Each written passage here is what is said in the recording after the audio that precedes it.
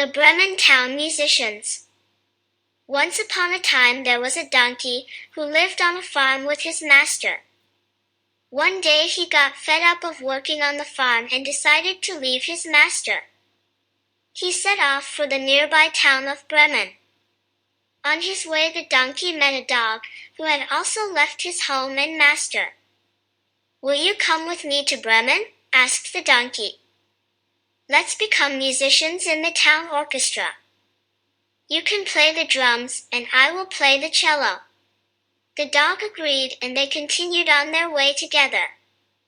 A little bit further on they met a cat and invited him to go with them to Bremen and join the town orchestra as a violinist. The cat meowed in agreement and the three animals hurried on to Bremen. As they were passing by a castle, the three saw a cockerel crowing as loudly as he could, so they asked him why he was singing so loudly.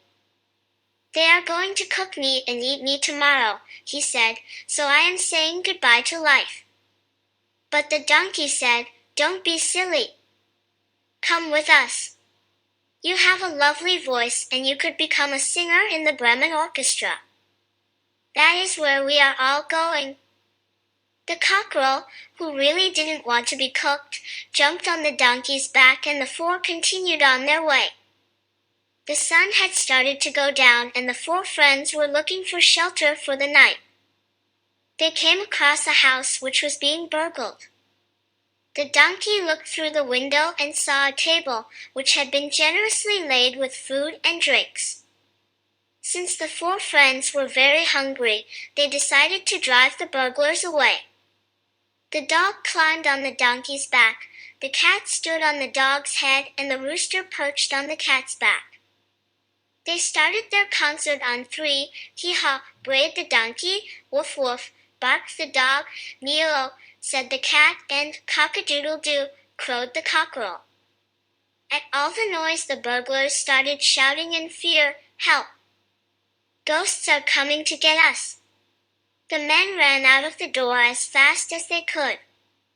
They wanted to leave the house that very second, thinking that the house was haunted by millions of terrifying ghosts. The four friends made sure that the burglars had run a long way away and then went into the house. They sat down for dinner, ate, drank, and were merry. Full from the delicious meal, they looked for a place to sleep and turned off the lights. The dog curled up behind the door, the cat snuggled in by the fireplace, the rooster perched on the back of a chair, and the donkey settled in one of the kitchen nooks. They soon fell fast asleep. Meanwhile, the burglars gathered and the ringleader decided to send one of them to check whether the ghosts were still in the house as it was dark. The man who was sent approached the house quietly, shaking with fear. He reached the door and stood to listen. Since there was no noise, he went into the kitchen. He wanted to light a fire. So, thinking the cat's glowing eyes were burning coals, he held a candle next to them, hoping it would catch light. The cat jumped on his face and started scratching him. In panic, he stepped back, stepping on the dog, who bit the man's leg fiercely. The man couldn't see anything and began to run around in the dark in a blind panic. He was kicked by the donkey. Then the cockerel crowed and started flying around. The burglar ran to the ringleader and said, "It's not just ghosts. Now there are witches in the house.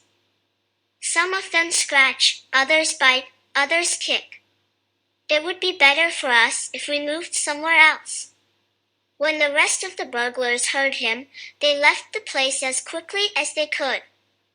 So the house was left to the four good friends, who gave up their decision to become musicians and instead lived in the house for the rest of their days.